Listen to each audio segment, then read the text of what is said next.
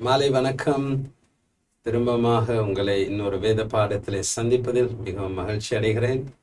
இன்றைக்கும் சந்தோஷமாக ஆர்வத்துடன் நாங்கள் தேவனுடைய வசனத்தை கற்றுக்கொள்ளப் போகிறோம். ஆமென். மகா பரிசுத்த ஆவியானவர் என்ற தலைப்பின் கீழே 9 பாகங்களை முடித்து விட்டோம். இன்றைக்கு 10ஆம் பாகம். அநேக இடத்தில் இன்றைய நாளிலே இந்த மகா பரிசுத்த ஆவியானவர் இந்த வேத பாடத்தை முடிக்கலாம் என்று விசுவாசிக்கிறேன். பார்ப்போம் எப்படி எங்களை பரிசுத்த ஆவியானவர் வழி நடத்துகின்றார் என்று. நான் விசுவாசிக்கிறேன் இந்த வேத பாடம் உங்களை பரிசுத்த ஆவியானவரிடத்திலே நெருக்கமாய் கிட்டி சேர்த்திருக்கும் என்று விசுவாசிக்கிறேன். இந்த வேத பாடத்தை நடத்தியதன் நோக்கமே அதுதான். பரிசுத்த ஆவியானவரோடு கூட நாங்கள் அறிமுகப்படுத்துவதற்கும் ஒரு அறிமுகத்தை ஏற்படுத்தி கொள்வதற்கும் அவரோடு கூட மிகவும் அந்யோன்யமான ஐக்கியத்தை வைத்துக் கொள்வதற்கும் தான் இந்த வேத பாடத்தை நான் தொடங்கினேன். அது உங்களுடைய வாழ்க்கையில நடந்திருக்கும் என்று நான் விசுவாசிக்கிறேன். சரி, போன கிழமை நாங்கள் ரோமர் 8ஆம் அதிகாரம் 5-6 வாசித்து முடித்தோம். இன்றைக்கும் அங்குதான் தொடங்க போகிறோம். அதற்கு முன்பதாக நாங்கள் ஜெபித்து இந்த வேத பாடத்தை பரிசுத்த ஆவியானவரிடத்தில் அர்ப்பணித்து நாங்கள் ஆரம்பிப்போம். அருமையான இயேசுப்பா, இந்த மாலை வேலைக்காக நன்றி. திரும்பவும் உடைய சமூகத்துக்கு வரவும் மகா பரிசுத்த ஆவியானவர் என்ற தலைப்பின் கீழ் இன்னொரு வேத பாடத்தை நடத்துவதற்கும் நீர் தந்த கிருபைக்கும் சரீரத்திலே தந்த சுகத்திற்கும் பலத்திற்கும் தெளிந்த புத்திக்கும் ஞானத்திற்கும் வெளிப்பாடுகளுக்கும் உமக்கு நன்றி. பரிசுத்த ஆவியானவரே, நீர் இல்லாமல் இந்த வேதத்தை புரிந்து கொள்ள முடியாது, இதை கற்றுக் கொடுக்க முடியாது. நீர் செய்திருக்கின்ற கிருபைக்காகவும் அனுக்கிரகத்திற்காகவும் உமக்கு நன்றி. அதே போல் இந்த வேத பாடத்தில் கலந்து கொள்ளும் ஒவ்வொரு பிள்ளைகளுக்குமாக நன்றி. இந்த வசனத்துக்கூடாக அவருடைய வாழ்க்கையை மாறுகின்றதற்காக நன்றி. உண்மை குறித்ததான் ஒரு அறிமுகம் அவருடைய வாழ்க்கையில் ஏற்பட்டிருக்கும் என்று விசுவாசிக்கிறேன். அந்த அறிமுகம் ஒரு நெருங்கிய தொடர்பாக மாறும், ஒரு அந்யோன்ய ஐக்கியமாக மாறும் நான் ஜெபிக்கிறேன். அப்பா, இந்த நாளிலே எங்களுக்கு உதவி செய்யும். இந்த வேதத்தை கற்றுக்கொள்வதற்கும் புரிந்து கொள்வதற்கும் அதை நடைமுறையில் வைப்பதற்கும் எல்லாவற்றையும் இயேசு கிறிஸ்துவின் வல்லமையுள்ள நாமத்தினாலே கேட்டுக்கொள்கிறோம். ஆமென். சரி, உங்களுடைய வேதத்தை திருப்பிக் கொள்ளுங்க. ரோமர் 8ஆம் அதிகாரம் 5-6 வசனங்கள், அங்கிருந்து நாங்கள் ஆரம்பிப்போம். வேதத்தை கொண்டு வருவது மிக முக்கியம். வேத பாடத்துக்கு வரும்போது வேத புத்தகம் இல்லாமல் வராதீர்கள். என்றால் வேத பாடம் என்றால் நாங்கள் எங்களுடைய வேதத்தை திறந்து அதிலே வாசித்து அதிலே குறிப்புகளை எழுதி படிப்பதிலே ஒரு ஆசீர்வாதம் இருக்கின்றது. சரியா? என்ன 5ஆம் வசனம் சொல்லுகிறது? அன்றியும் மாம்சத்தின்படி நடக்கிறவர்கள். மாம்சத்தின்படி நடக்கிறவர்கள் என்றால் யார்? இந்த ஐம்புலன்கள் என்று சொல்லுவாங்கன்னா சரீரம் இந்த 5 புலன்களினால் தான் எங்களை வழி நடத்தும். அவர்கள் தான் மாம்சத்தின்படி நடக்கிறவர்கள். கண் காண்பதையும் காது கேட்பதையும் கை தொடுவதையும் உணர்வதையும் ருசிப்பதையும் பார்த்து தீர்மானம் எடுப்பவர்கள் மாம்சத்தின்படி நடக்கிறவர்கள். மாம்சத்தின்படி நடக்கிறவர்கள் மாம்சத்துக்குரியவைகளை சிந்திக்கிறார்கள். அவர்கள் எப்பொழுதும் இந்த உலக ரீதியான காரியத்தை குறித்து தான் சிந்திச்சுக்கிட்டே இருப்பாங்க. அது இப்படி பண்றது, இது எப்படி பண்றது, ஐயோ இது என்ன செய்ய போறணும், அது என்ன செய்ய போறணும், இந்த காரியம் வருது, அந்த காரியம் வருது, அப்படியே மாம்சத்துக்குரியவைகளே சிந்தித்து கொண்டிருப்பார்கள். யாரு? மாம்சத்தின்படி நடக்கிறவர்கள். ஆவியின்படி நடக்கிறவர்கள் ஆவிக்குரியவைகளை சிந்திக்கிறார்கள். இப்போ ஆவியின்படி நடக்கிறவர்கள் யார் என்றால், உங்கள் உலக மறுபிறப்பின் அனுபவத்தை பெற்றுக்கொண்ட பரிசுத்த ஆவியானவரின் வழி நடத்தினாலே, உங்களுடைய ஆவிக்குரிய மனுஷன் வழி நடத்தினாலே நடக்கிறவர்கள் என்னத்தை சிந்திப்பாங்களா? ஆவிக்குரிய காரியங்களை சிந்திப்பார்கள். இந்த காலையில எழும்பணும்னு, ஆண்டவருக்காக நான் என்ன செய்ய போகிறேன், ஆண்டவர் எனக்கு இந்த நாளில என்னத்தை பேசுகின்றார், நான் வேதத்தை தியானிக்க வேண்டும், வசனத்தை இந்த நாளில காலையில வாசித்து அதற்குடாக தேவன் என்னத்தை பேசுகின்றார் அதை அந்த நாள் முழுதுமாக சிந்திப்பாங்க. கர்த்தர் சொன்ன வார்த்தைகளை சிந்திப்பாங்க, தியானிப்பாங்க. கர்த்தர்களுக்கு ஒப்படைத்திருக்கின்ற பொறுப்புகளை குறித்து சிந்திப்பாங்க. ஆவிக்குரியவர்கள் ஆவிக்குரிய காரியங்களை குறித்து சிந்திக்கிறார்கள். சரியா? அது விளங்கி இருக்கும் என்று விசுவாசிக்கிறேன். 6ஆம் வசனம், மாம்ச சிந்தை. மாம்ச சிந்தைன்னா உங்களோட மனது, மாம்சத்துக்குரியவைகளை மாத்திரமே, அப்படின்னா உலக ரீதியான காரியங்களை மாத்திரம், என்னத்தை சாப்பிட போறேன், என்னத்தை குடிக்க போறேன், யாரை கல்யாணம் கட்ட போறேன், இதையெல்லாம் தேவைதான். ஆனா இதே தான் சிலவங்க யோசித்துக்கிட்டு இருப்பாங்க. இப்படி எனக்கு பணம் வரும்போது இந்த இருக்கிற பணம் போதுமா, இன்னும் சேமிக்கணுமா, ஐயோ இது இல்லாமல் போயிட்டா என்ன ஆகுறது, அந்த ஜாப் இல்லாமல் போயிட்டா என்ன பண்ண போறேன், ஐயோ இந்த மகளுடைய எப்படி திருமணத்தை நடத்த போறேன், அதுக்கு எப்படி சல்லி சேர்க்க போறேன், அதுக்கு நகையை எப்படி இப்படியே மாம்ச சிந்தையின்படி இருக்கிறவர்கள் என்னவா, மாம்ச சிந்தை மரணம். மாம்சமான காரியங்களை நாங்கள் சிந்தித்து கொண்டிருக்கும் போது அது மரணம் என்று வேதம் சொல்லுகின்றது. என்னடா அது மன ஒரு ஸ்ட்ரெஸ், மன அழுத்தத்தை கொண்டு வந்து.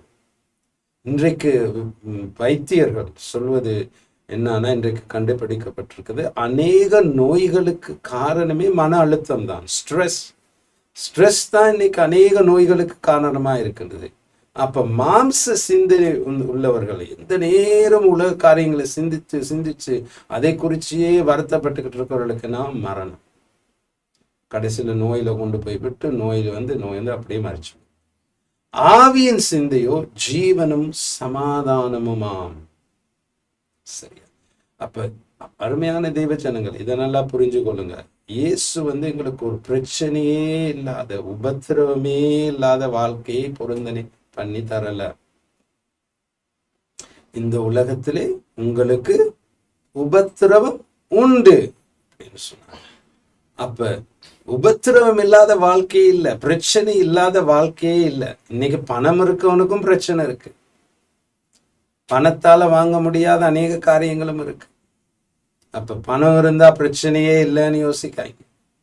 பணம் இருந்தாலும், ஆஸ்திகள் அந்தஸ்து இருந்தாலும், பிரச்சனை என்பது வாழ்க்கையிலே வருகின்ற ஒரு காரியம். அதை நம்ம நிறுத்தவே முடியாது. அதுதான் இயேசு சொன்ன, அந்த உலகத்திலே உங்களுக்கு உபத்திரவம் உண்டு. அந்த வார்த்தை உபத்திரவம் என்பது என்னன்னா, கிரேக்க பாஷையில நீங்க பார்த்தீங்கன்னா அழுத்தம், இந்த உலகத்திலிருந்து வரும் அழுத்தம், பிரஷர். இன்னைக்கு நான் நாளைக்கு மின்சார கட்டணத்தை கூட்டிட்டானா ப்ரெஷர் தான், வெளியில இருந்து ப்ரெஷர் வரப்போகுது. பெட்ரோல் விலையை கூட்டிட்டானா ப்ரெஷர். உலகத்திலிருந்து எங்களுக்கு உபத்திரவம் வரும். ஆனால் ஆவிக்குரிய சிந்தை உள்ளவர்கள் என்னவா வசனம் சொல்லுகிறது, ஜீவனும் சமாதானமுமா.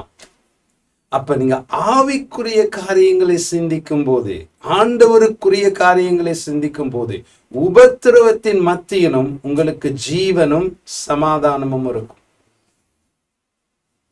சரியா? அதுதான் ஆவிக்குரிய மனதுக்கும் மாம்ச ரீதியான மனதுக்கும் இருக்கும் வித்தியாசம். அப்ப ஆவிக்குரிய காரியங்களை குறித்து சிந்திப்பதற்கு உங்களுடைய மனதை பயிற்றுவீங்க. அப்பொழுது பிரச்சனைகளின் மத்தியிலும் உங்களுக்கு ஜீவன் இருக்கும், சமாதானம் இருக்கும். சரியா? இன்றைக்கு நானுங்க பிரசங்கிச்சாலும் என்னுடைய வாழ்க்கையிலும் பிரச்சனைகள் இருக்கின்றன. ஆனா எப்பொழுதும் நான் முதலிடம் கொடுப்பது ஆவிக்குரிய காரியங்களை குறித்து சிந்திப்பதுக்கு தான்.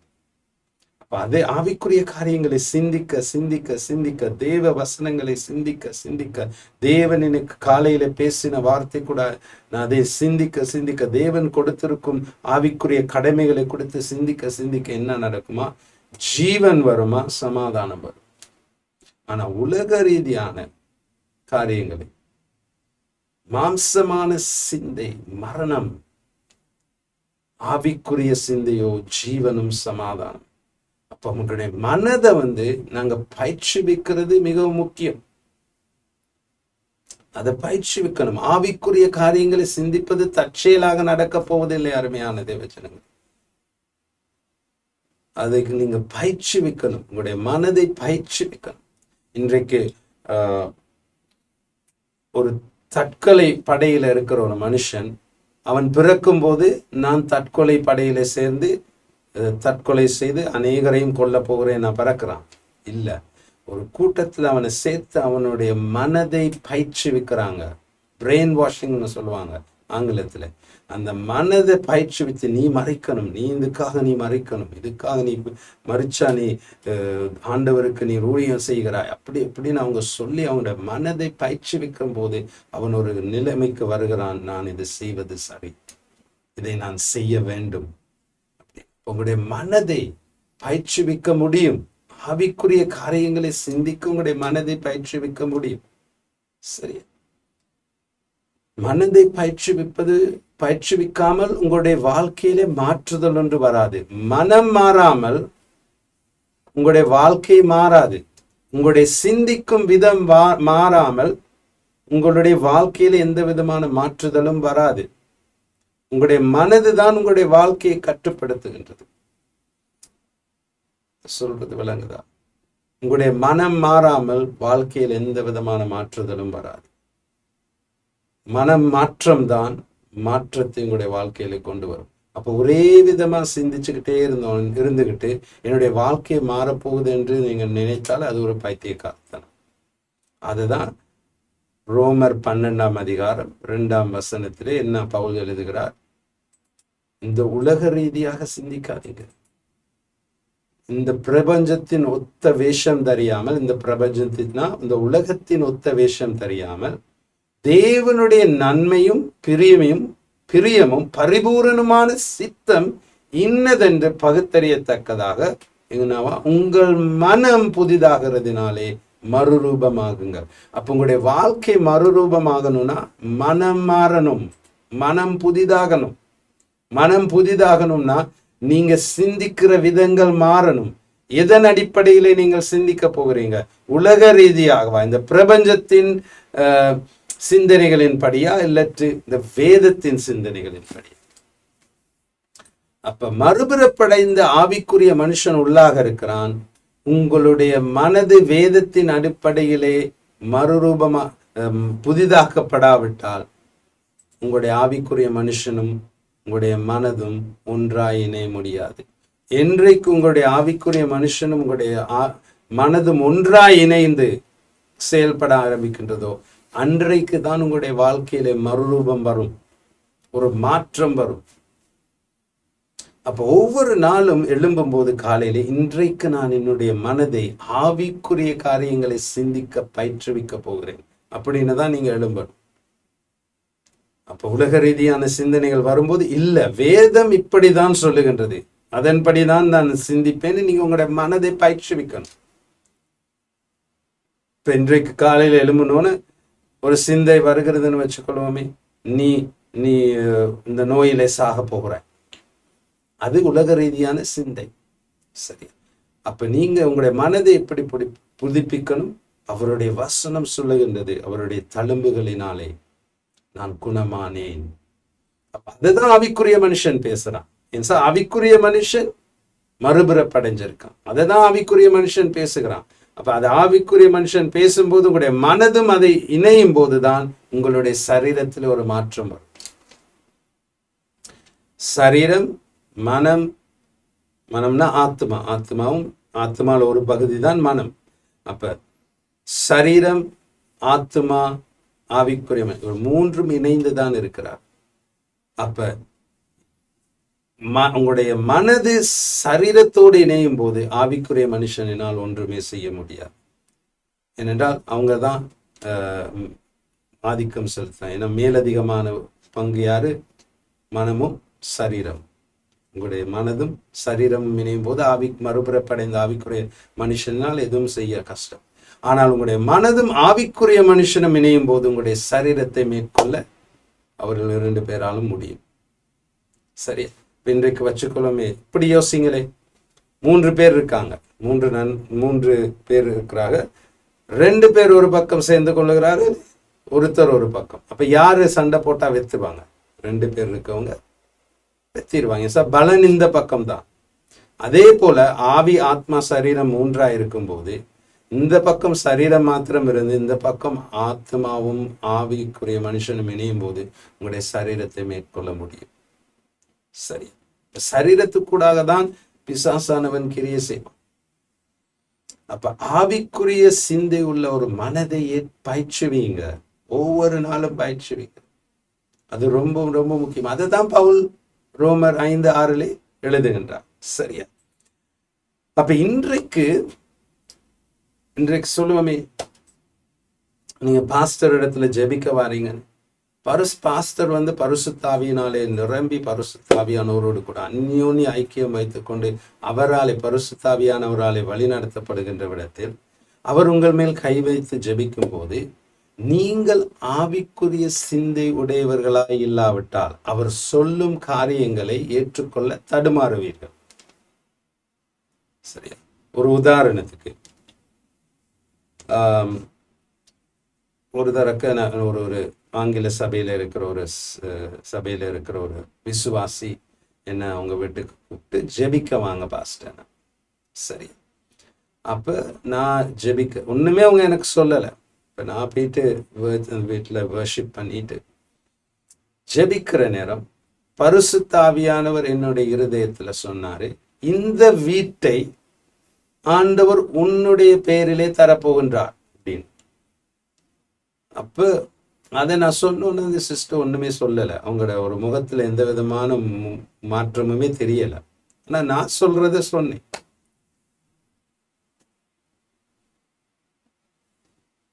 சில மாதங்களுக்கு பிறகுதான் அவங்க இந்த சாட்சியை சொன்னாங்க. இப்போ அவங்க சில மாதங்களுக்கு பிறகு என்ன பாஸ்டர், நீங்க வீட்டுக்கு வந்தீங்க நினைவு இருக்கா? ஆமா. அப்ப நீங்க ஜெபிக்கிற என்ன சொன்னீங்க, ஆண்டவர் இந்த வீட்டை உன் பேரிலே தரப்போகிறார். உங்களுக்கு உள்ளுக்கு நடந்த காரியங்கள் தெரியாது பாஸ்டர். இந்த வீடு என்னுடைய கணவருடைய வீடு. அதே வீட்டிலாம் தான் அவருடைய அம்மாவும் இருந்தாங்க. அவங்க அவங்களுடைய அம்மா பில்லு சூனியம், ஏவுதல், கொடிவினை இதெல்லாம் செய்கிறவங்க. இங்கே கத்தரகமைக்கு போயிட்டு இதெல்லாம் செஞ்சு என்ன எப்படியாவது இந்த வீட்டில இருந்து வெளியில போடுறவங்க தான், மகன்ல இருந்து பிரிச்சு என்ன எப்படியாவது இந்த வீட்டில இருந்து வெளியில போடுறது தான் அவங்களுடைய நோக்கம். அதுக்காக ஒவ்வொரு மாசமும் கத்தரகமைக்கு போவாங்க. இப்ப நீங்க இப்படி ஆண்டவர் இந்த வீட்டை உன் பேரிலே கொடுக்க போறான்னு நான் உள்ளுக்கால சிரிச்சேன். இந்த மனுஷனுக்கு ஒண்ணுமே தெரியாம வளருறதுன்னு. ஆனா சில மாதங்கள் கழிச்சு திடீர்னு அந்த அம்மா, நான் இந்த வீட்டை விட்டு போறேன், இந்த வீட்டுல என்னால இருக்க முடியல, ஏதோ ஒரு வல்லமை ஒண்ணு என்னை தாக்குது, அதனால இந்த வீட்டை நான் உன் பேர்ல எழுதி வச்சுட்டு நான் போறேன்னு அந்த அம்மா போயிட்டது. அப்ப நம்ம மாம்ச சிந்தையாய் இருக்கும் போது ஆவிக்குரிய காரியங்களை ஒரு ஆவிக்குரிய மனுஷன் பேசும்போது ஏற்றுக்கொள்வதற்கு தடுமாறுவோம். ஆவிக்குரிய காரியங்களை ஆவிக்குரிய மனுஷனால் தான் நிதானித்து ஆராய்ந்து அறிந்து கொள்ள முடியும். அதை நாங்க பார்த்தோம்னா, அப்ப ஆவிக்குரிய சிந்தையை எடுத்து ஏற்படுத்திக் கொள்வது ரொம்ப மிக அவசியம். அருமையான தேவஜனங்களே, அது இல்லாமல் உங்களால் தேவன் பேசுகின்ற காரியங்களை புரிந்து கொள்ளவும் முடியாது, ஏற்றுக்கொள்ளவும் தடுமாறுவீர்கள், விசுவாசிக்கவும் தடுமாறுவீர்கள். ஏனென்றால் தேவன் பேசும்போது, பரிசுத்த ஆவியானவர் உங்களோடு கூட பேசும்போது நடக்க முடியாத காரியங்களை தான் பேசுவார். அதனால்தான் அவர் தேவன்.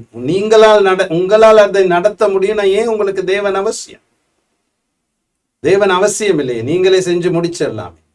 அப்போ உங்களால் முடியாத, உங்களுக்கு அப்பாற்பட்டு, உங்களுக்கு மேலான பெரிய காரியங்களை தான் ஆண்டவர் பேசுவார். அதை பேசும்போது விசுவாசிக்க தடுமாறுவீர்கள், நீங்கள் ஆவிக்குரிய சிந்தையுள்ள மனதை ஏற்படுத்தி இருக்காவிட்டா. சொல்றது விளங்குதா? அதனாலதான் உங்களுடைய மனதை ஆவிக்குரிய சிந்தையுள்ள மனதாய் பயிற்றுவித்தல் அவசியம். இல்லாவிட்டால் தேவன் பேசும் காரியங்களை நம்புவதற்கு நீங்கள் தடுமாறுவீர்கள். நான் சொல்றது விளங்குதா? மரியாளுக்கு ஆவிக்குரிய மனதுடைய சிந்தை இருந்ததினால்தான் தேவதூதன் பரிசுத்தாவியானவருடைய வல்லமை உண்மையில் வரும், நீ ஒரு மனுஷனுடைய உதவி இல்லாமல் கற்பம் தரிப்பாய் என்று தூதன் சொன்ன போது, உம்முடைய வசனத்தின்படியே எனக்கு ஆகட்டும் என்று அவள் சொல்வதற்கு ஆவிக்குரிய மனதுடைய ஒரு சிந்தை அவளுக்கு இருந்துச்சு. இல்லாவிட்டால் அதை நம்பி இருக்க மாட்டா. இல்லை, இது ஆகாது, இது முடியாது, சும்மா பைத்தியம் பேசாங்க அப்படின்னு இருப்பான். இன்றைக்கு அநேக கிறிஸ்தவர்களுக்கு மாம்ச சிந்தையின் நிமித்தமாக தேவனாகிய ஆவியானவர் பேசுகின்ற காரியங்களை புரிந்து கொள்ள முடியவில்லை, ஏற்றுக்கொள்ள முடியவில்லை, ஆதலால் அவைகளை பெற்றுக்கொள்ளவும் முடியவில்லை. இப்படிதான் ஆவியானவர் உங்களோடு ஒரு காரியத்தை பேசுவார்.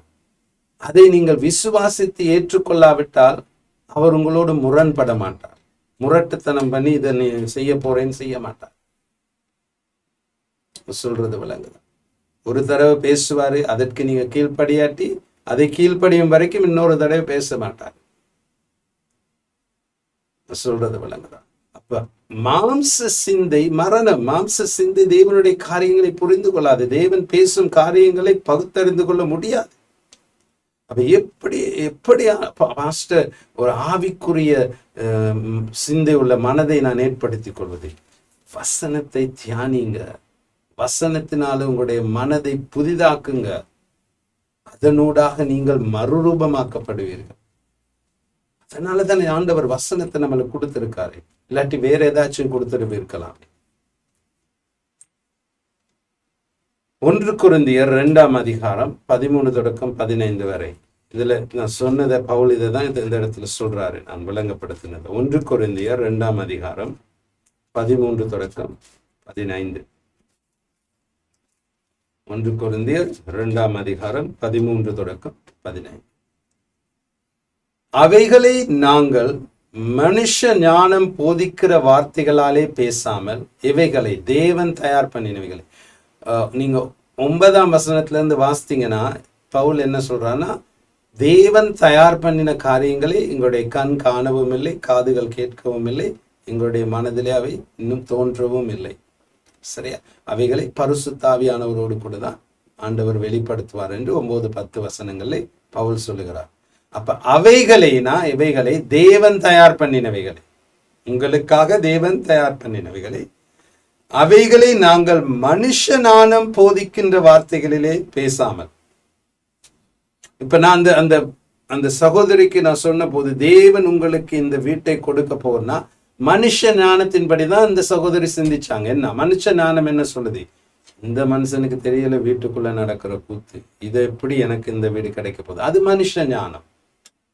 ஏனென்றால் மனுஷ ஞானத்தினாலே அந்த சகோதரி எல்லாற்றையும் ஆராய்ந்து அறிந்து, இவங்க கதிர்காமத்துக்கு போறாங்க, பில்லு சூனியம் ஏவல் கொடிவினை இவை எல்லாத்தையும் செய்யறாங்க, இந்த வீட்டுல என்ன நான் தான் இந்த வீட்டுல இருந்து துரத்தப்பட போறேன், இந்த வீடு எனக்கு கிடைக்க போவதில்லை என்பதை மனுஷ ஞானம் சொல்லுகின்றது.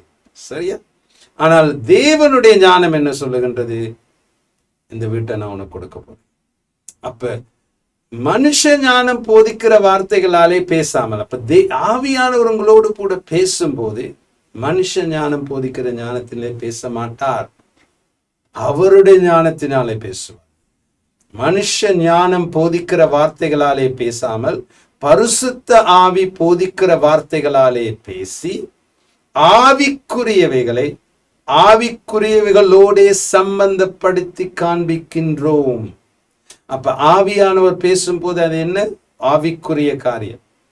அப்ப ஆவிக்குரியவைகளோடு சம்பந்தப்படுத்தி தான் அதை காண்பிக்க வேண்டும். அப்பொழுது உங்களுடைய மனது மாம்ச சிந்தை உள்ள மனதா இருந்தால் ஆவிக்குரிய காரியங்களை புரிந்து கொள்ளவே முடியாது, தடுமாறுவை பெற்றுக்கொள்ளும். 14ஆம் வசனம். ஜென்ம சுவாபமான மனுஷனோ தேவனுடைய ஆவிக்குரியவைகளை ஏற்றுக்கொள்ளான். பாத்தீங்களா? ஜென்ம சுவாபம் உள்ள மனுஷன் என்னன்னா மாம்ச சிந்தை உள்ள மனுஷன் ஆவிக்குரிய காரியங்களை ஏற்றுக்கொள்ள மாட்டான். இது நடக்காது, இது எப்படி நடக்கும் அப்படிம்பாங்க. அவைகள் அவனுக்கு பைத்தியமாக தோன்றும். அதுதான் அந்த சிஸ்டர் சொன்னாங்க, பாஸ்டர் நான் நினைச்சேன் உங்களுக்கு பைத்தியம்.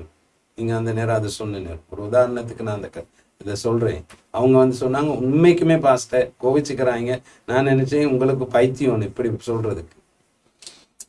அவைகளை ஆவிக்கேற்ற பிரகாரமாய் ஆராய்ந்து நிதானிக்கப்படுகிறவைகளானதா அவைகளை அறியவும் மாட்டான். அப்ப அது ஆவிக்கேற்ற பிரகாரமாய் ஆராய்ந்து, ஆவிக்குரிய பிரகாரமாய் ஆராய உங்களுக்கு ஆவிக்குரிய சிந்தை இல்லாவிட்டால் அவைகளை அறிய மாட்டீர்கள். சொல்றது விளங்குதுன்னு விசுவாசிக்கிறேன். ஆவிக்குரியவன் எல்லாவற்றையும் ஆராய்ந்து நிதானிக்கின்றான், ஆனாலும் அவன் மற்றொருவனாலும் ஆராய்ந்து நிதானிக்கப்படான். அப்ப நீங்க ஆவிக்குரிய மனுஷனுக்கூடாக ஆவியானவர் வெளிப்படுத்துகிற வார்த்தைகளை பேசும்போது மற்றவர்களால் உங்களை ஆராய்ந்து நிதானிக்க முடியாது. அதனால தான் அவங்க சொல்லுவாங்க, இந்த மனுஷனுக்கு பைத்தியம், இவங்க என்ன பைத்தியம் பேசுறாங்க அப்படின்னு.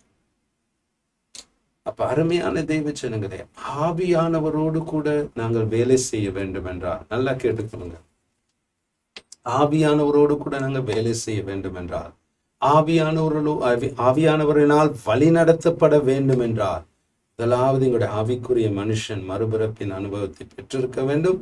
அதன் பின்பதாக எங்களுடைய மனது ஆவிக்குரிய சிந்தை உடையதாய் இருக்க வேண்டும். எப்படி ஆவிக்குரிய சிந்தை உடையதா எங்களுடைய மனதை மாற்ற முடியும்? அவருடைய வசனத்தை தியானித்து அதை விசுவாசிக்க. இல்லாவிட்டால் தேவன் பேசவும் மாட்டார் உங்களிடத்திலே. ஏனென்றால் அவருக்கு தெரியும் இவனுக்கு பேசி பிரயோஜனம் இல்லை, என்ன இவன் மான்ச சிந்தையின் நிமித்தமாக இவன் நான் சொல்றதையும் விசுவாசிக்க மாட்டான், அது புரிஞ்சும் தொலையாது இவனுக்கு. இயேசு சீஷர்களை அவர் மரித்து உயிர்த்தெழுதலின் பின்பதாக சீஷர்களை பார்த்து சொல்லுகின்றார், அநேக காரியங்களை நான் உங்களுக்கு சொல்ல வாஞ்சையாயிருந்தும் அவைகளை இப்பொழுது உங்களுக்கு சொல்ல முடியாது, ஏனென்றால் உங்களால் தாங்கிக் கொள்ள முடியாது என்று. அதனை புரிந்து கொள்ளும் பக்குவம் உங்களுக்கு இல்லை. பரிசுத்த ஆவியானவர் வரும்போது அவர் உங்களுக்கு உதவி செய்வார் என்று சொல்றார். அப்ப சீஷர்களுக்கு, இயேசுவோடு கூட 3.5 வருஷம் இருந்த சீஷர்கள் பரிசுத்த ஆவியானவரின் அபிஷேகத்தை பெறுவதற்கு முன்பதாக ஆவிக்குரிய காரியங்களை புரிந்து கொள்ளவே முடியவில்லை. அப்ப இன்றைக்கு அநேக கிறிஸ்தவர்களும் அந்த நிலைமையில தான் இருக்கிறாங்க. பரிசுத்த ஆவியானவரோடு கூட தொடர்பு இல்லை, மறுபிறப்பின் அனுபவம் இல்லை, மனதை புதிதாக்குறது இல்லை, மனது மாம்ச சிந்தை உள்ளதா இருக்குது. இவைகளை எல்லாவற்றையும் நாங்கள் சரி செய்த போதுதான் பரிசுத்த ஆவியானவரினால் வழி நடத்தப்படுகிறோம். சொல்றது விளங்குதா? யாரு முதிர்ச்சி அடைந்த ஒரு மகன்? ரோமர் 8:14 தான் நாங்கள் தொடங்கணும்னா, ரோமர் 8:14 என்று சொல்லுகின்றது, யார் பரிசுத்த ஆவியானவரினால் வழி நடத்தப்படுகிறார்களோ அவர்களே தேவனுடைய புத்திரர்களாய் இருக்கிறார்கள். மேலும் இவர்கள் தேவனுடைய ஆவியினாலே நடத்தப்படுகிறார்களோ அவர்கள் தேவனுடைய புத்திரராய் இருக்கிறார்கள். அதுக்கு அந்த புத்திரர்களாய் இருக்கிறார்கள் என்பதற்கு என்ன கிரேக்க பாஷை? ஹியோஸுக்கு நான் என்ன சொன்னேன்? முதிர்ச்சி அடைந்த, கட்டி எழுப்பப்பட்ட ஒரு மகன். அப்ப இப்ப உங்களுக்கு நல்லா விளங்கி இருக்கும் என்று நினைக்கிறேன். பரிசுத்த ஆவியானவரினால் நீங்கள் வழி நடத்தப்பட வேண்டும் என்றால் ஆவிக்குரிய மனுஷன் மறுபிறப்பின் அனுபவத்தை பெற்றிருக்க வேண்டும். உங்களுடைய மனது ஆவிக்குரிய சிந்தை உடையதா இருக்க வேண்டும். அப்பொழுது பரிசுத்த ஆவியானவர் பேசுவார் உங்களோடு. ஏனென்றால் அவருக்கு தெரியும், இவனோடு கூட நான் நேரத்தை வீணடிக்க வேண்டிய அவசியம் இல்லை, நான் பேசுவதை இவன் புரிந்து கொள்வான். இன்னைக்கு நீங்க சொல்லுவீங்க தானே, சிலவங்க உங்கள்கிட்ட பேசி வேலை இல்லப்பா, ஒண்ணுமே புரியாது உங்களுக்கு. சில நேரம் சில மனைவிமார் புருஷனை பார்த்து சொல்லுவாங்க, உங்களுக்கு எவ்வளவு தான் சொன்னாலும் மண்டைக்கு ஏறாது, உங்களோட பேசியும் வேலை இல்லை அப்படின்னு சொல்லுவாங்க. அப்ப அதே மாதிரி சில நேரம் பரிசுத்த ஆவியானவரும் சில பேர்களை பார்த்து யோசிப்பேன், இவங்களோட பேசியே வேலை இல்லை, ஆவிக்குரிய சிந்தை இல்லை, எல்லாம் இந்த நேரம் மாம்ச சிந்தை, பேசுறதே விளங்குது. அதனால ஆண்டவர் பேசாமே சைலண்ட் ஆயிடுவார். ஏனென்றால் அவருக்கு தெரியும், நம்முடைய ஆண்டவர் வார்த்தைகளை வீணடிக்கின்ற தேவன் அல்ல. வார்த்தை ஆவிக்குரிய உலகத்திலே மிகவும் விலையேற பெற்றது. அதை நல்லா புரிஞ்சு கொள்ளுங்க. இங்க பூமியில நம்ம வார்த்தையை வீணா பேசுறோம். அதனாலதான் வசனம் சொல்லுகின்றது, நல்லா கேட்டுக்கொள்ளுங்க, நாங்கள் பேசும் ஒவ்வொரு வார்த்தைகளுக்கும் கணக்கு ஒப்புவிக்க வேண்டும் என்று. ஏன்? வார்த்தை விலையேற பெற்றது ஆவிக்குரிய உலகத்திலே. வார்த்தையினால் தான் எல்லாம் உருவாக்கப்படுகின்றது ஆவிக்குரிய உலகத்திலே. ஆவிக்குரிய உலகத்திலே வார்த்தைக்கு மிக பெருமதி இருக்கின்றது. அதனால்தான் தேவன் சும்மா பேசுறதுக்காக பேசுகிற தேவன் அல்ல. அவர் பேசினால் அதுல அர்த்தம் உண்டு, அதற்கு ஒரு நோக்கம் உண்டு, ஒரு திட்டம் உண்டு. இல்லாவிட்டால் அவர் பேச மாட்டார். அதனால தான் தேவன் பேசினாலும் 1-2 வார்த்தைகளை பேசி முடிச்சிருவார்.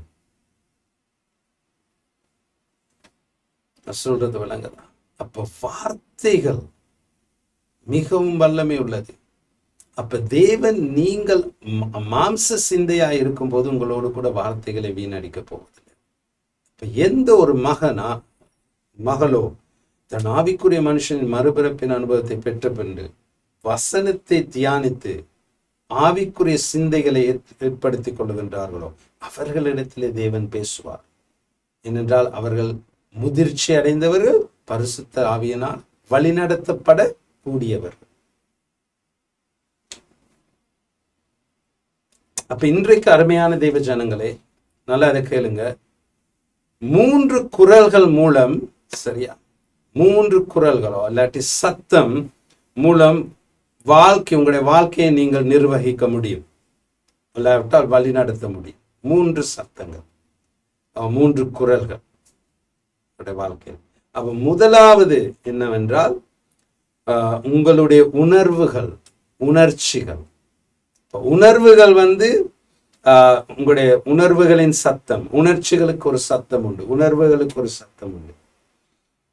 அப்ப உங்களுடைய உணர்வுகள் சரீரத்தில், ஐம்புலன்களுக்கு குறித்து நான் சொன்னேன்னா, ஐம்புலன்கள் என்னன்னா பார்வை, கேள்வி, மற்றது நுகர்வு, மற்றது ருசி, மற்றது தொடுதல். இவை 5ம் சேர்ந்ததுதான் ஐம்புலம். இதை கொண்டுதான் உங்களுடைய சரீரம் வழி நடத்தப்படுகின்றது. கண் பார்ப்பதையும், காது கேட்பதையும், ருசிப்பதையும், தொடுவதையும், இவைகளை வைத்துதான் உங்களுடைய சரீரம் வழி நடத்தப்படுகின்றது. அப்ப இன்றைக்கு அநேக கிறிஸ்தவர்கள் இப்படிதான் வழி நடத்தப்படுகிறார். கண் எதை காணுதோ, காதினால எதை கேட்கிறாங்களோ, எதை தொட்டு உணர்கிறார்களோ, அதை வைத்துதான் தீர்மானம் எடுக்கிறார்கள். அப்ப உங்களுடைய உணர்வுகளுக்கு சத்தம் உண்டு. அந்த சத்தத்தை வைத்து உங்களுடைய வாழ்க்கையை நீங்கள் வழி நடத்தலாம். உணர்ச்சிகள், சரியா, உணர்வுகளுக்கும் சத்தம் உண்டு. அது உங்களை வழி நடத்தலாம். அதனால் தான் இன்னைக்கு சில பேர் உங்களுடைய ஐம்புலங்களை வைத்து எடுக்கும் தீர்மானங்களினால் அநேக பிழையான தீர்மானங்களை எடுத்து விடுகிறீர்கள். இன்றைக்கு ஒரு வாலிபன் ஒரு அழகான புள்ளையை பார்த்து வெளியில இருக்கிற அழகு, மேக்கப் அடிச்சு ஒரு மேலே அழகாக்கிட்டாங்க, அதை வைத்து தீர்மானம் எடுக்கிறான். இவங்களை நான் கல்யாணம் பண்ணணும், அழகா இருக்கான். அதை வைத்து எடுத்த தீர்மானத்தின் நிமித்தமாக பின்பு வாழ்க்கையில மிகவும் வேதனை. லோத்து எப்படி தீர்மானம் எடுத்தான்? கண்களை உயர்த்தி பார்த்த போது மம்ரே சமபூமி மிகவும் பச்சை பசேல் என்று இருந்தது, சரியா? அதை பார்த்து அவன் தீர்மானம் எடுத்தான், நான் அங்கே போகிறேன் என்று. கடைசியில என்ன நடந்தது? சோதோம் கொமோராவில போய் இருந்தான். மம்ரே சமபூமி கரையில தான் சோதோம் கொமோரா இருந்தது. அதன் பின்பது அதற்குள்ளாக போய் அவனுக்கு நடந்த காரியம் கடைசியில் எவ்வளவு கேவலமான ஒரு வாழ்க்கை. லோத்துவின் கதை முடியும் போது ஒரு மிகவும் கேவலம், ஒரு குடும்பத்திலே, கௌரவமான ஒரு குடும்பத்திலே நடக்கக்கூடாத காரியங்கள் நடந்தது. கண்களை பார்த்து சில பேர் சரீரத்துக்கூடாக தீர்மானங்களை எடுக்கிறார்கள். சரீரம் அவர்களை வழி நடத்துகின்றது. சிலவங்க அநேக பேர் சொல்லுகிறதை கேட்டு தீர்மானம் எடுக்கிறார். அப்ப உங்களுடைய உணர்வுகளுக்கும் உணர்ச்சிகளுக்கும் சத்தம் உண்டு. அவைகளை வைத்து தீர்மானம் எடுப்பது அநேக நேரங்களிலே பிழையான தீர்மானம்.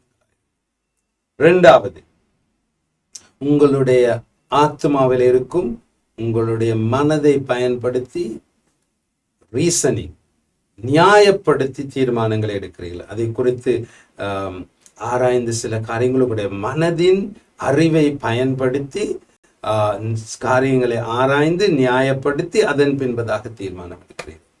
அதையும் சில வேளைகளில் அநேக நேரங்களில் பிழையான தீர்மானங்களாய் போய்விடும். அப்ப உங்களுடைய உணர்ச்சிகளுக்கு சத்தம் உண்டு, உங்களுடைய மனதிற்கு சத்தம் உண்டு, சரியா? 3வது, உங்களுடைய என்ன சொல்றது, கான்ஷியன்ஸ் உங்களுடைய ஆவிக்குரிய மனுஷனின் சத்தம். மனசாட்சி என்பது உங்களுடைய ஆவிக்குரிய மனுஷனின் சத்தம். மனசாட்சி சரி பிழை என்பதை குறித்து பேசும், சரியா? அப்ப உங்களுடைய ஆவிக்குரிய மனுஷன் மறுபிறப்பு அடைவதற்கு முன்பதாகவும் மனசாட்சி சரி பிழை என்பதை காண்பிக்கும். சொல்றது விளங்குதா? இன்றைக்கு உலகத்தில் இருக்கிற மறுபிறப்பு அடையாத ஜனங்கள் கூட தங்களுடைய மனசாட்சிக்கு கீழ்ப்படிந்து சரியான காரியங்களை செய்வார். மனசாட்சி உங்களுக்குள்ளாக இருக்கும் ஒரு நடுவர் மாதிரி. இதை செய்யாத, மனசாட்சி பேசும். உங்களுடைய ஆவிக்குரிய மனுஷனின் சத்தம் தான் மனசாட்சி. ஆனால் மனசாட்சியையும் நீங்கள் பிழை செய்வதற்கு பயிற்றுவிக்கலாம். எப்படின்னு நான் சொல்றேன். சரி, ஒரு உதாரணத்துக்கு எடுப்போமே. ஒரு குழந்தை, ஒரு வீட்டிலே ஒரு குழந்தை இருக்கின்றது. அப்பா அலுவலகத்தில் வேலை செய்கின்றார். அப்ப அப்பா அலுவலகத்தில் இருந்து A4 பேப்பரை களவெடுத்து கொண்டு வருகிறான்னு வச்சுக்கோ. அப்ப வீட்டுக்கு A4 பேப்பரை கொண்டாந்து வைஃப் சொல்றாங்க, என்னப்பா நீங்க A4 பேப்பர் ஆஃபீஸ்ல இருந்து இப்படி கொண்டு வரீங்க, களவெடுத்துக்கிட்டு வர்றது சரியில்லை தானே அப்படின்னு. அது ஒரு பிரச்சனை இல்லை. அப்ப அந்த சின்ன மகன் கேட்டுக்கிட்டான், அது எதுவும் பிரச்சனை இல்லை, அதெல்லாம் களவு இல்லை அப்படி. அதை எடுத்தாலும் பிரச்சனை இல்லை, அவங்களுக்கு எவ்வளவு இருக்கு A4 பேப்பர், அவங்க கம்பெனியில் எவ்வளவு சல்லி. அப்ப களவெடுப்பது சரி என்பது சிறு வயது முதல் அந்த சிறுவனுடைய மனசாட்சி புரிந்து கொண்டால், அவன் வளரும் போது அவனுடைய மனசாட்சிக்கு அவன் களவு செய்தாலும் இது பிழை என்று சொல்லாது. நான் சொல்றது விளங்குதா அவங்களுக்கு? அப்ப உங்களுடைய மனசாட்சியையும் பிழை செய்வதற்கு, அது சரி என்று சொல்வதற்கு பயிற்றுவிக்கலாம்.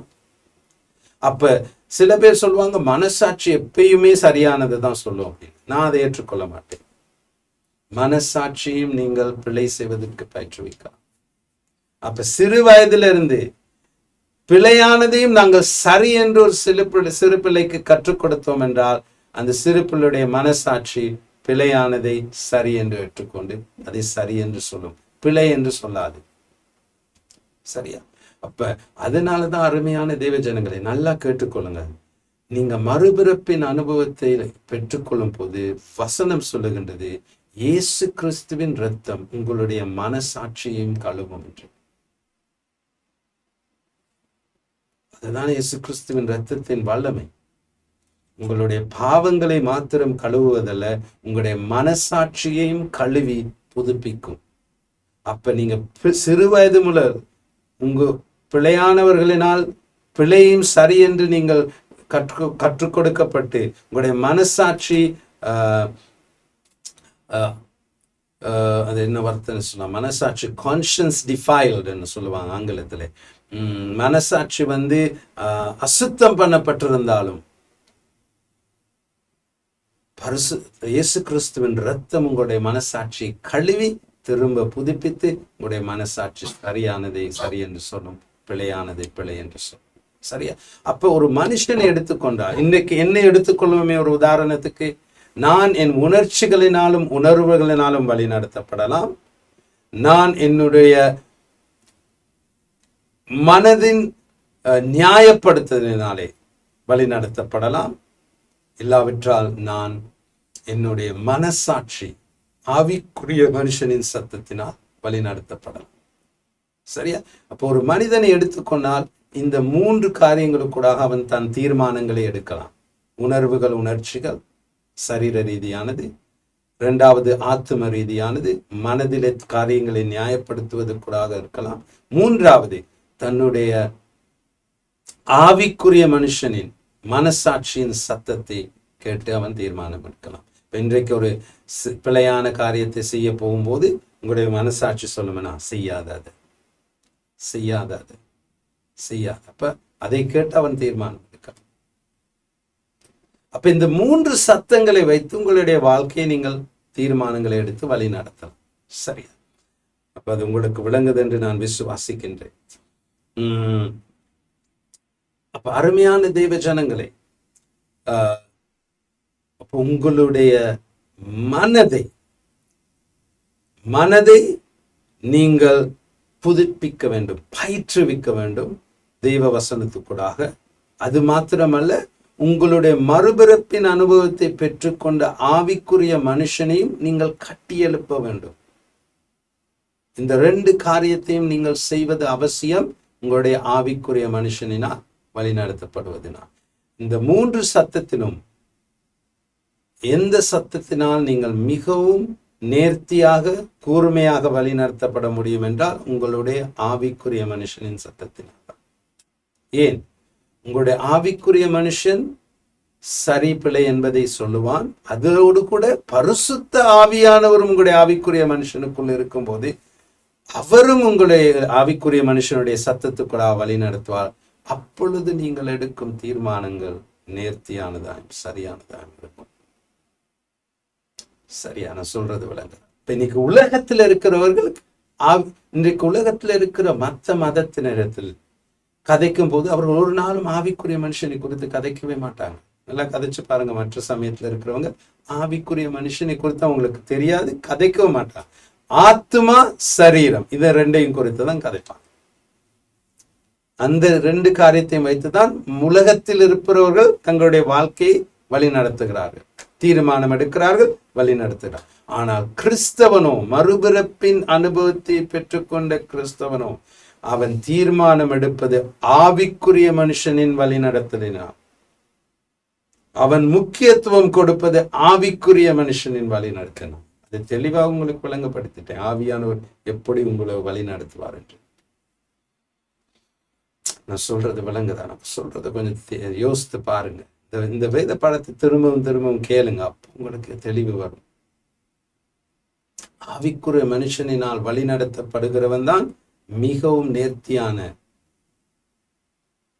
சரியான தீர்மானங்களை எடுப்பதற்கான சாத்தியக்கூறுகள் இருக்கின்றது. ஏன்?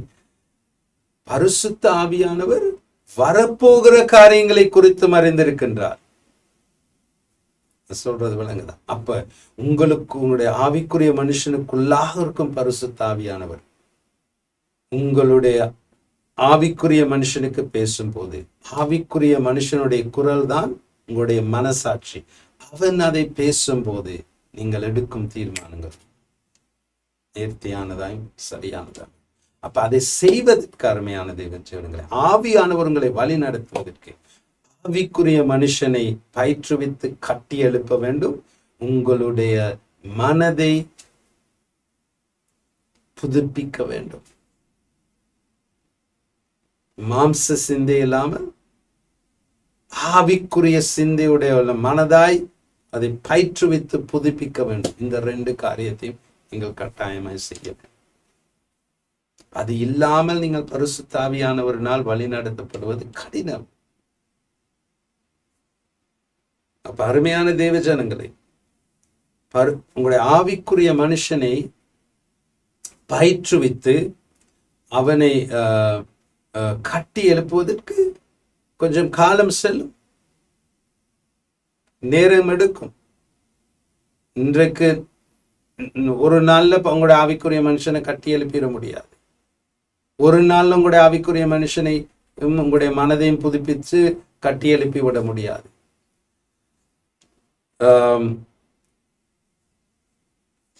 அப்ப நான் உங்களுக்கு எப்படி உங்களுடைய ஆவிக்குரிய மனுஷனை கட்டி எழுப்ப முடியும் என்பதை காண்பிக்க போகின்றேன். அதை ஒரு தடவை செய்து சரி வராது. ஒரு கிழமையில ஒரு நாள் செஞ்சு சரி வராது. ஒரு கிழமை செஞ்ச ஒரு மாசமோ ஒரு வருஷமோ செஞ்சு சரி வராது. தொடர்ந்து செய்து கொண்டே இருக்க வேண்டும். தொடர்ந்து செய்து கொண்டே இருக்க வேண்டும்.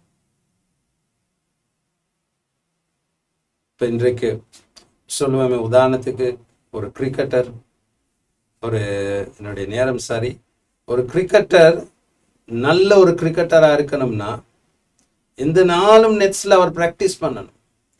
நெட்ஸ்ல பிராக்டிஸ் பண்ணணும். அன்னைக்கு ஒரு ஸ்விம்மிங் கோச்சோட கதைச்சு கொண்டிருந்தேன்.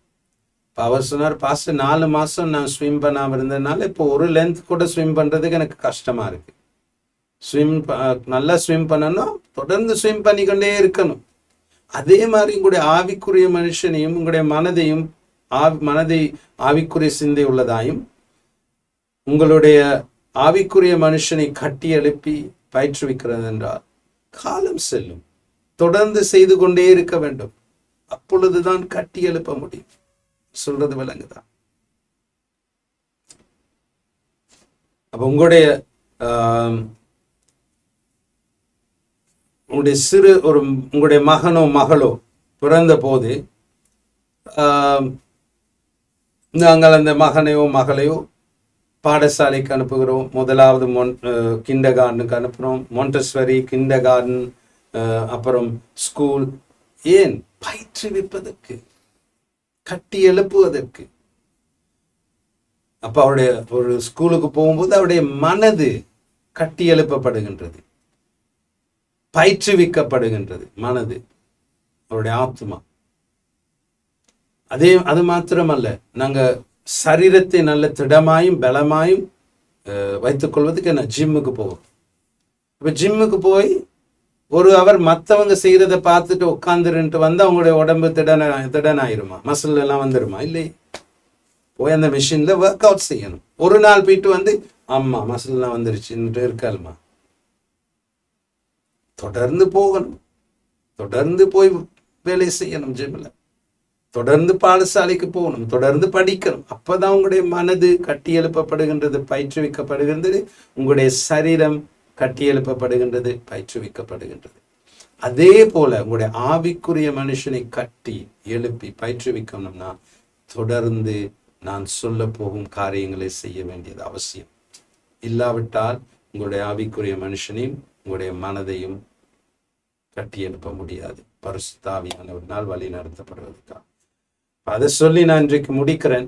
அடுத்த கிழமை எப்படி உங்களுடைய ஆவிக்குரிய மனுஷனை கட்டி எழுப்ப முடியும், எப்படி உங்களுடைய மனதை ஆவிக்குரிய சிந்தை உள்ள மனதாய் மாற்ற முடியும், எப்படி சில பிராக்டிக்கல் காரியங்கள் என்னென்ன செய்யணும் என்ற ஆவிக்குரிய மனுஷனை கட்டி எழுப்புவதற்கு, என் மனதை ஆவிக்குரிய சிந்தை உள்ள மனதாய் மாற்றுவதற்கு பிராக்டிக்கலி நான் நடைமுறையாக என்ன காரியங்களை தொடர்ந்து செய்ய வேண்டும் என்பதை நாங்கள் பார்த்துவிட்டு அடுத்த கிழமை இந்த வேத பாடத்தை முடிக்கலாம் என்று விசுவாசிக்கிறேன். சரியா? மிக்க நன்றி. இவ்வளவு நேரம் இந்த வேத பாடத்தில் கலந்து கொண்டதுக்காக.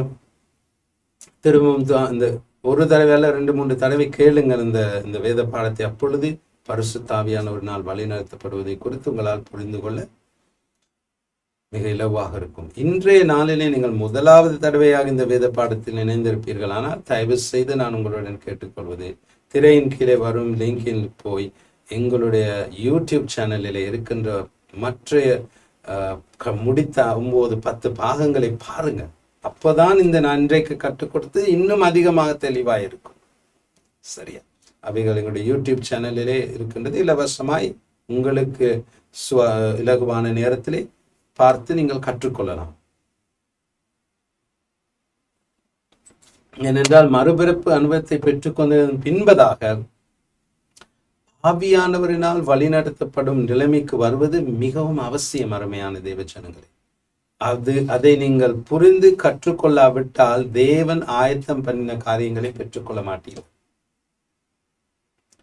பரலோகத்துக்கு போன பிறகு ஆண்டவர் சொல்வாரு, உட்காருங்க, நான் உங்களுக்கு காண்பிக்கிறேன் இந்த பூமியில என்னென்ன காரியங்கள் உங்களுக்கு தயார் பண்ணி வச்சிருந்தேன். அதை பார்த்தோன்னு உங்களுக்கு ரொம்ப கவலையா இருக்கும், துக்கமா இருக்கும். ஐயோ, இவ்வளோ காரியங்களை ஆண்டவர் எனக்கு தயார் பண்ணி வச்சு உன்னையும் நான் பெற்றுக்கொள்ளலே. ஏன்? பரிசுத்த ஆவியானவரினால் வழி நடத்தப்படாததினால் ஒரு காரியத்தையும் பெற்றுக்கொள்ள முடியாமல் போய்விட்டது. பரிசுத்த ஆவியானவர் நாள் வழி நடத்தப்படுதல் மிகவும் அவசியம். தேவன் தயார் பண்ணின காரியங்களை பெற்றுக்கொள்வது. சரி, அதற்கு உங்களுடைய ஆவிக்குரிய மனுஷனை உடைய மனதை கட்டி எழுப்பி பயிற்சிப்பது மிகவும் அவசியம். சரி, நாங்கள் ஜெபிப்போம். ஆண்டவரே, மற்றும் தூரம் எங்களோடு கூட பேசினதுக்காக நன்றி. இவ்வளவு நேரம் உங்களுடைய ஆவிக்குரிய சத்தியங்களை வெளிப்படுத்தியதற்காக நன்றி. அப்பா, எங்களை கட்டி எழுப்பு, எங்களுடைய ஆவிக்குரிய மனுஷனை கட்டி எழுப்பு, எங்களுடைய மனதை புதிதாக்கி ஆவிக்குரிய சிந்தை உள்ள மனதாய் மாற்றுவதற்கு எங்களுக்கு ஞானத்தினை தாரும் ஆண்டவரே. நீர் தயார் பண்ணின காரியங்கள் எல்லாவற்றையும் பெற்றுக்கொள்ள எங்களுக்கு உதவி செய்யும் அப்பா. இந்த விடயத்திலே நாங்கள் முதிர்ச்சி அடைவதற்கு எங்களுக்கு உதவி செய்யும் ஆண்டவரே. பொருந்தனை தேசத்தை நீ இஸ்ரவேல் ஜனங்களுக்கு நீ தயார் பண்ணி வைத்தாலும் 2 பேரை தவிர மற்றவர் எல்லோரும் இழந்து போனார்கள் அப்பா. ஆவிக்குரிய முதிர்ச்சி இல்லாமையினா ஆண்டவரே, அதுபோல் நாங்கள் இருக்காதபடி ஆவிக்குரிய ரீதியிலே முதிர்ச்சி அடைந்து நீ தயார் பண்ணின அனைத்து ஆசீர்வாதங்களை பெற்றுக்கொள்ள இந்த நாளிலே தீர்மானம் எடுக்கிறோம். அதற்காக நாங்கள் எங்களை தயார்படுத்திக் கொள்ளவும் தயாராக இருக்கிறோம். எங்களை வழி நடத்தும் ஆவியானவரே, பேசின கேட்ட காரியங்களை நடைமுறையில வைக்க எங்களுக்கு பலத்தினை தாரும். ஆவியானவரே நீர் வேண்டும், உம்மால் நாங்கள் வழி நடத்தப்பட வேண்டுவது அவசியம். எங்களுக்கு உம்மண்டை எங்களை கட்டிச் சேரும், இழுத்திடும் உம்மண்டை ஆவியானவர்.